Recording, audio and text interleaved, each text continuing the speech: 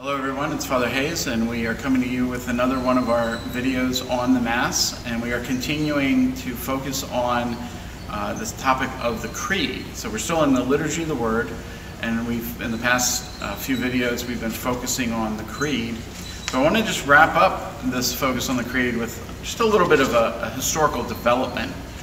You know, we are used to saying the Creed on Sunday. It's kind of a norm, and then on holy days.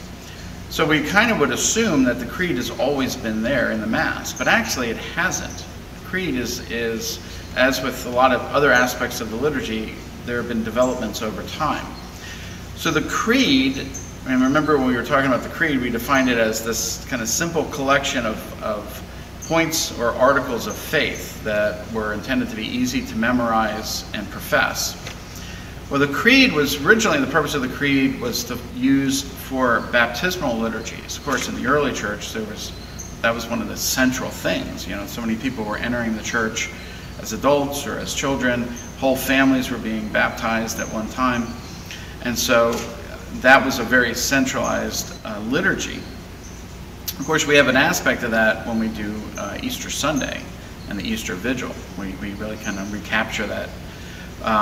But this was, the purpose of the Creed was originally to be used in baptismal liturgies, and it was originally in the form of questions, which we do on Easter Sunday, right? If you remember, on Easter Sunday, instead of reciting the Creed, the priest will ask, do you believe in God? Do you reject Satan? And the congregation will respond in the affirmative or in the negative, depending on the question.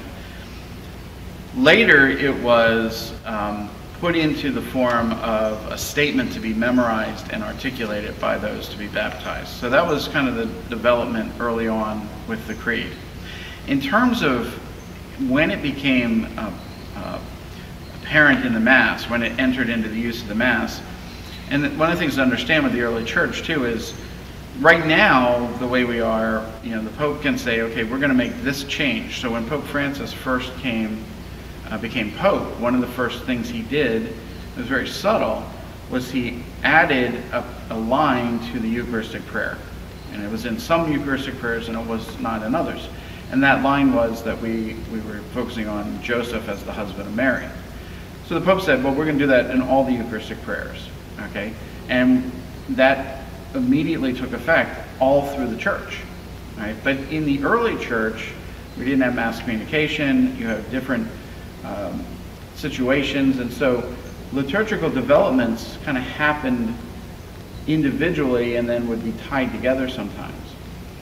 So the Creed first entered into the Mass first in the East in the early 6th century, so that would be the 500s. And this, again, as we talked about in previous videos, this was in response to difficulties with various heresies. So this is after the Council of Nicaea and the Council of Constantinople that formed the Nicene Creed. That was forming the Creed to respond to the heresies, but it was later on introduced into the Mass again to respond to these heresies. And it was ordered to be recited at every liturgy by the Patriarch of Constantinople in the early 500s. And this then would be later copied in other churches within the Eastern Empire, in the eastern part of the church. So just to give you a little context on that too, we have to remember, before the church was legalized, you know, the Roman Empire was so massive that at one point in time it actually was divided into the Western Empire and the Eastern Empire. And the capital was moved from Rome to Constantinople. The Eastern Empire actually had about 1,000 years of stability, whereas the West began to crumble. That's when we talk about the fall of the Roman Empire, we talk about the fall of the Western Empire. And the fall really was these dramatic shifts with barbarian tribes coming in, sometimes moving in peacefully, more likely coming in and conquering. And there was a great transition in the West, what emerged from that was Europe and Christendom. In the East, there was more stability in terms of the structure of the empire, but there was a lot of turmoil over theological debate first in the East. Right? People were in the West, we're too busy trying to survive day to day, whereas in the East, that's where we had a lot of this division over these heresies. These heresies will later move to the West, but right now the response is primarily in the East. Okay, and so part of this response is introducing the Creed into the Mass, first in Constantinople and then later in later parts of the Eastern Empire, the Church in the Eastern Empire. It would be later on introduced into the West, first in Spain, and again also because it was responding to the rise of these heresies. And then gradually it would spread throughout the Western Empire, or well, the West, and the empire really wasn't intact at that point. It would gradually spread through the West until in the year 1064. So we're already 1,000 years into the life of the Church. Pope Benedict VIII directed that the Creed would be included on Sundays and certain feasts. So what we take for granted now really had a lot of development over many, many, many years.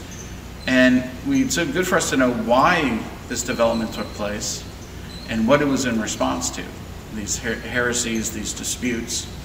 It gives us a better sense of what we've inherited from those who came before us. Remember, one of the points of the Church that's mentioned in the Creed, one of the marks of the Church is we're apostolic, right? Everything is being handed down from generation to generation,